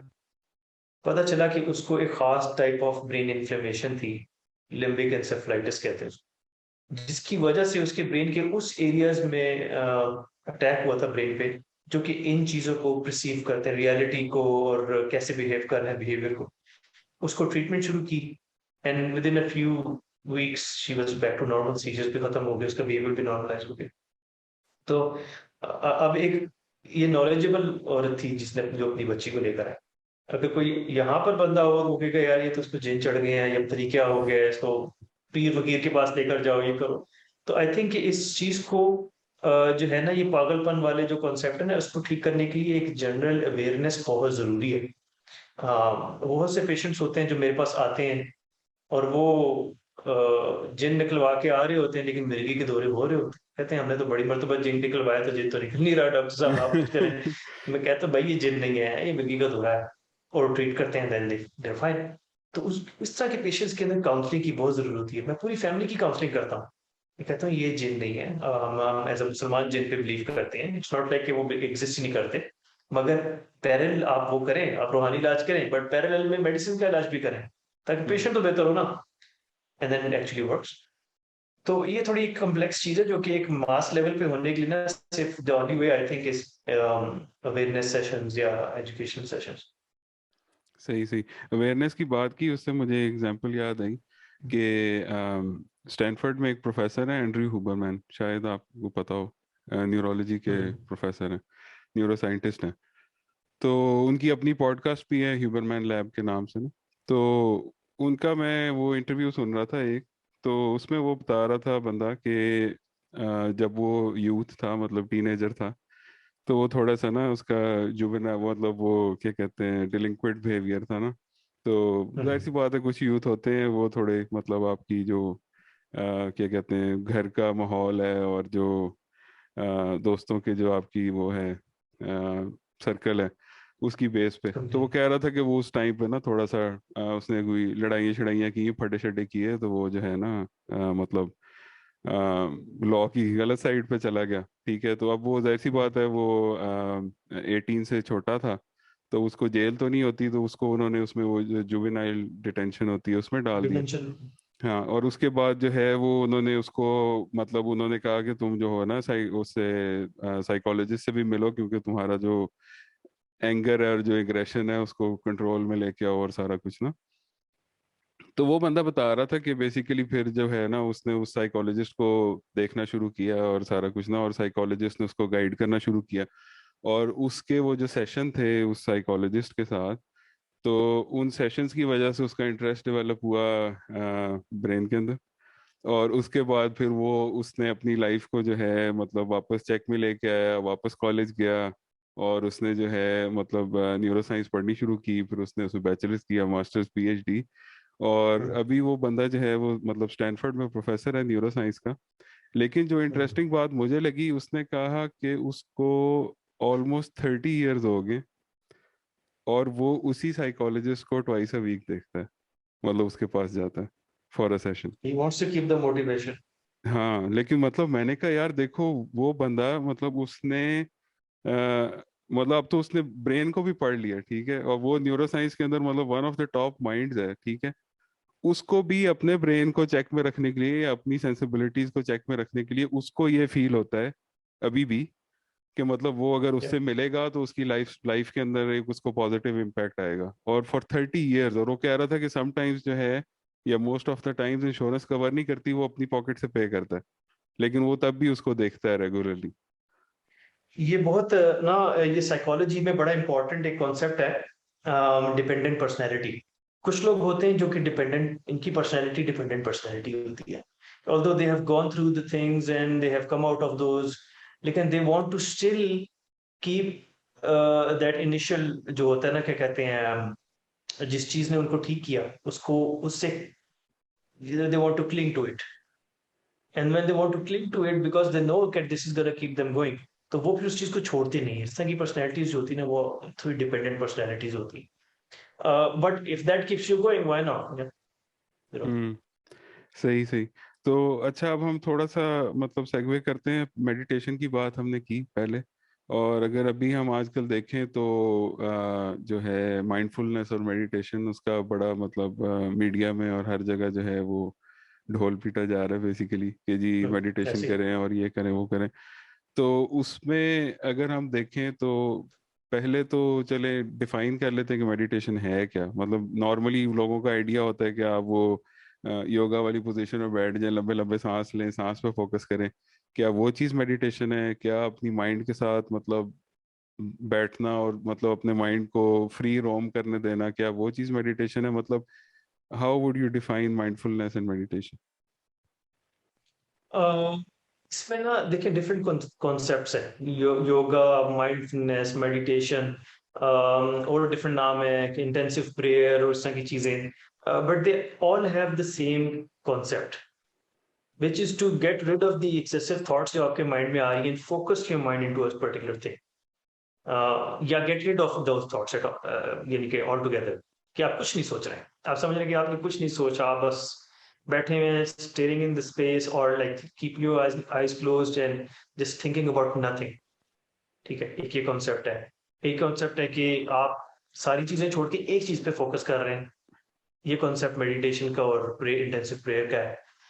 डिफरेंट किस्म के हैं, इवेंचुअली उनका एक ही मकसद है कि आपके जो एक्सेसिव या अजीब से ख्याल आपके दिमाग में आ रहे हैं उनको, and you can intentionally do that, कि get rid of those thoughts, वो प्रैक्टिस करना उस चीज की। जब आप उस चीज की प्रैक्टिस करते हैं तो फर्स्ट करें, आप नॉर्मल काम कर रहे हैं दिन में, ऑफिस में है, और आपके दिमाग में वो ख्याल आना शुरू है, बिकॉज यू प्रैक्टिस्ड इट, आप उसको उसी वक्त इम्प्लीमेंट कर सकते हैं।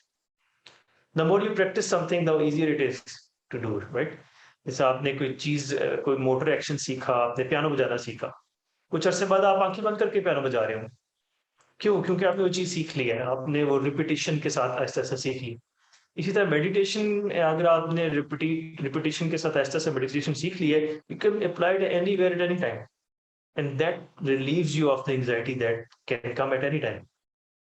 मैं ऑफिस में बैठा हूँ, मेरी बच्चा मेरा बीमार है, हॉस्पिटल मेरी वाइफ लेकर गई है, मेरा दिमाग बिल्कुल डिस्ट्रैक्टेड है। हाँ, मैं उसकी कोऑर्डिनेशन करूंगा, उसको सही जगह पे पहुंचाऊंगा, उसकी हेल्प करूंगा if I can go. But at the same time मैंने अपने आप को डिस्ट्रैक्ट में हो रहा हूँ अपनी एंग्जाइटी की वजह से, मैं वही मेडिटेशन को यूटिलाइज करके ठीक हो जाऊँ। तो उसका कॉन्सेप्ट ये है कि चीजें सीखना और उसको अप्लाई करना एट द राइट टाइम।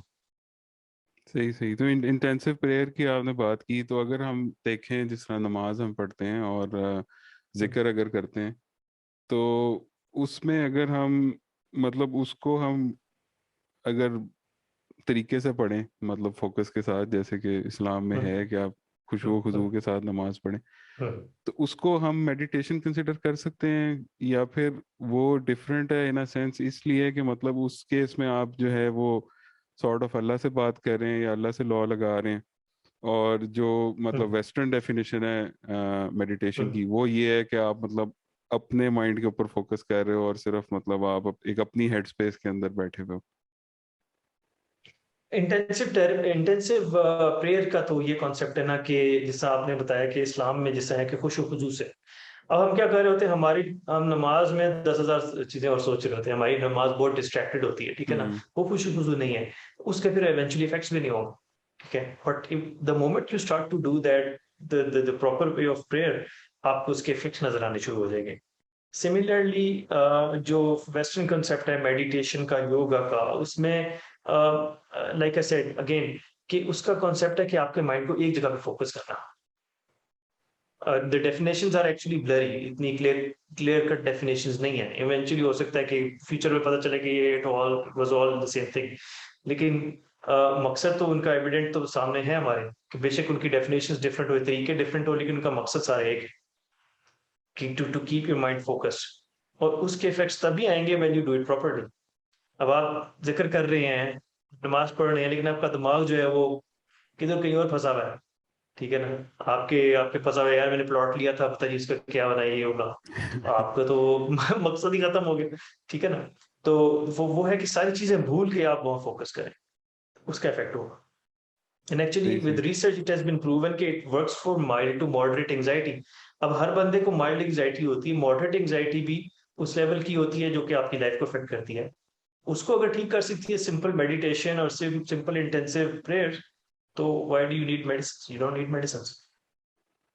सही सही सही। बड़ी इंटरेस्टिंग कॉन्वर्सेशन जा रही है। मेरे पास तो इतने ढेर सारे क्वेश्चन है, क्योंकि ह्यूमन ब्रेन जो है वो इतनी फैसिनेटिंग चीज़ ओह है। यस। तो मेरे ख्याल में अगर मैं सारे अभी इसी सेशन में पूछूंगा तो 4 घंटे सेशन शायद चलता रहे या उससे भी ज़्यादा। तो मेरे ख्याल में आपने भी अपने काम करने होंगे, और तो अभी क्लोज करने की तरफ आते हैं, तो maybe in a next session we discuss more. तो अभी एंड में मेरे ख्याल में मैं थोड़ा सा क्या कहते हैं फिलोसॉफिकल क्वेश्चन पूछना चाहूँगा कि मतलब तुम्हारी नज़र में एक फुलफिल्ड लाइफ जो है, मतलब अगर आप कहो कि मतलब मैंने अपनी ज़िंदगी जो मतलब मैं चाहता था अपनी ज़िंदगी से वो मैंने अचीव कर लिया, तो वो फुलफिल्ड लाइफ जो है उसकी क्या डेफिनेशन होगी? यार as a Muslim fulfil life तो ये है कि you make your hereafter, ठीक है ना। हम्म। तो मेरे दिमाग में भी यही है कि ये देखें, अल्हम्दुलिल्लाह I consider myself a successful man in every aspect, ठीक है। But how do I mean in everyone's eyes maybe I they consider me as a successful man, लेकिन how do I consider myself as a successful man? मेरे ख्याल में ये जो दुनिया की चीजें, ये तो ऑफ कोर्स आपको पता है कि किसी किस्मत में है, किसी किस्मत में नहीं है। बट एक फकीर much be much more, may be much more, कह लें कि क्या कह सकते हैं उसको, तकी। कि तकी नहीं, व्हाट आई वांटेड टू से कि एक एक फकीर इंसान हो, वो बहुत ज्यादा उसके trying to forget the trying to get the right word, क्या कहेंगे, अचीव उसने किया हो ज्यादा, एक फकीर ने ज्यादा अचीव किया हो विद बीइंग फकीर than me having everything and not achieving. You see what I mean, कि एम जो है ना वो ये है कि to achieve the eternal success, which is every day we do, like every day we're trying to learn, every day we're trying to correct ourselves, अपने आप को जरा ठीक करने की कोशिश करते हैं, we fail and then we try to do it again, eventually लोगों की पूरी पूरी जिंदगी गुजर जाती है अपने आप को ठीक करने में, कुछ लोग कभी नहीं होता। तो आई थिंक कि एक जो आपका क्वेश्चन का जवाब ये होगा कि एक सक्सेस को मैं इस चीज से I don't know if I will be successful और not, but hereafter is a better place जो कि मैं उसको ठीक कर लूँ। मतलब कि सिर्फ दुनिया के झमेलों पे फोकस ना करें, मतलब आखिरत का ख्याल रखें। हाँ मतलब कोई बात लोग है ना कि दुनिया यार में खो जाते हैं ना। हाँ ऐसी है कि हर बंदा लगा हुआ है कि यार मैं पैसे थोड़े से और बना लूं, हम्म। थोड़ी सी मेरे पास ये गाड़ी आ जाए, थोड़ी सी ये हो जाए वो हो जाए। यार आपसे आपकी तनख्वाह से के 1/10 में भी लोग गुजारा कर रहे हैं एंड देर हैप्पी। हम्म। तो इनफैक्ट एक स्टडी आई थी, I keep always coming back to study because हमारी जो प्रैक्टिस है ना काफी रिसर्च बेस्ड है। तो एक स्टडी नहीं, आई ये थी तो कि बेस्ट है। Happiness, I I love studies. हाँ, सो हैप्पीनेस का क्या है कि हैप्पीनेस किस लेवल पे आती है, यूएस बेस्ड स्टडी है कि अगर आप 100,000 तक कमाते हैं ना, ये एक यू शेप्ड कर्व है कि आपकी हैप्पीनेस कम होगी, आप थोड़ा ज्यादा कमाएंगे हैप्पीनेस बढ़ेगी, हैप्पीनेस बढ़ेगी, हैप्पीनेस बढ़ेगी, एक सर्टेन लेवल के बाद आप उससे ज्यादा कमाएंगे तो हैप्पीनेस कम हो। हम्म। ठीक है ना? तो वो एक चीज है, आपको ढूंढना है कि आप किस लेवल पे हैप्पी हैं। कुछ लोग 10,000 की तनख्वाह में there happiest person in the world, कुछ लोग 50 लाख की तनख्वाह में नहीं, ठीक ठीक है ना? तो hmm. It is you have to define it and it's very complex. अगर आप खुश हैं, हो सकता है आपकी फैमिली खुश ना हो, वो कहेगा यार ये तो मलंग इंसान है, 10,000 की तनख्वाह में खुश है और हमारा बेड़ा गर्क हुआ है। तो हाँ। It is a complex thing to manage. Hmm. लेकिन इवेंचुअली एक प्यार से अपनी फैमिली को सिखा के चीजें can be taken care of. तो ये बड़ी पते की बात की है, क्योंकि अगर आप मटेरियलिस्टिक गेन्स के पीछे जाएंगे तो जिस तरह आप कहो कि आप पहले पहले कहो कि मेरे पास सिविक हो, ठीक है। अब जिस बंदे के पास सिविक आ जाएगी वो कहेगा यार अब फॉर्च्यूनर होनी चाहिए। फॉर्च्यूनर आ जाएगी वो ऐसी कहेगा है। यार अब तो लैंड क्रूजर होनी चाहिए, क्योंकि मटेरियलिस्टिक चीजों के अंदर अगर आप पड़ जाएंगे तो उसमें तो मतलब एक हायर टीयर हमेशा ही रहेगा। तो रहेगा अगर भाई, आप फिर आप एक कहेंगे टीयर प्राइवेट अचीव जेट हो, करोगे आप प्राइवेट कहोगे जेट हो गए फिर। हाँ, हाँ, आप कहोगे जी नेक्स्ट फिर ईयर आप आ जाए अब। ऐसी सही है। है। तो दूसरा क्वेश्चन लिमिट्स अपनी मेरा ये डिफाइन है। करना। हाँ, प्लीज कंटिन्यू। तो मैं कह रहा हूँ लिमिट्स डिफाइन करना जो है ना वो अपने लिए जरूरी है। सही सही। और दूसरा क्वेश्चन मेरा ये है बेसिकली कि अगर जो अभी नॉलेज तुम्हारे पास है, मतलब लाइफ एक्सपीरियंस और नॉलेज, तो इसी नॉलेज के साथ अगर तुम वापस एफएससी वाले टाइम पे जाओ, तो मतलब मैं ये नहीं कह रहा कि इन्वेस्टमेंट पॉइंट ऑफ व्यू से या इस तरह, लेकिन डिसीजन पॉइंट ऑफ व्यू से, और ख़ास तौर पे कंसर्निंग योर कैरियर, तो कोई ऐसी डिसीजन है जो डिफरेंटली लोगे? um, मेरी जो डिफरेंट स्टेप्स पे जो गाइडेंस थी ना, it all came from my dad. He would just visit me, have a small talk और थोड़ा तबकी देखी, and I would do whatever he would say. In fact मैं बताऊं, मेरा जो जो शौक था ना वो एयरफोर्स में जाने का, मैं तो डॉक्टर बनने का शौक ही नहीं था। अच्छा। तो I wanted to be a fighter pilot, और actually I wanted to be a Mirage F-16 pilot, लेकिन देन वो मेरी ग्लासेस लग गई, नजर खराब हो गई, तो आई वाज लाइक यार ये तो काम खराब। ये तो हर इवेंचुअली बच्चे फिर का वही शौक किया। होता है ना। मेरा भी था पायलट बनने हाँ, का। सेम ग्लासेस वाला ऐसी। इशू आ गया था। अच्छा। हाँ, तो फिर उसके बाद फिर डिसीजन, अब कैसे लिया फिर decision, my father guided me. तो लेकिन आई वुड नॉट से कि I I would do something different. The only thing कि अगर मेरे पास चॉइस हो तो I would be a fighter pilot, that's it. But if I सही had no other choice I would be a doctor again, I would be a neurologist again. सही सही सही। या बेहतरीन। तो मेरे ख्याल में क्लोज करते हैं। तो thank you so much Waqar. नहीं, thank Waqar. You Bilal, thank you for inviting to your show. और अल्लाह ताला आपको और एनर्जी दे इस चीज को कंटिन्यू करने की, and then with more brilliant topics and more videos to see इंशाल्लाह। Thank you so much. Thank you for coming. और मे अल्लाह grant you with success in in all your endeavours. और thank you. Doctor Waqar जो हैं वो इस्लामाबाद में practice करते हैं। तो अगर आप उनको ढूंढना चाहें तो आप ओला डॉग पे भी देख सकते हैं। ओला डॉग ही नाम है ना? प्रोडक्ट भी है, मरम भी है, मारूफ के प्लेटफॉर्म से भी है, यू नो। सही सही सही। तो thank you Waqar, have a nice weekend. Allah Hafiz. Thank you Bilal भाई। अल्लाह अल्लाह हाफिज। हाफिज।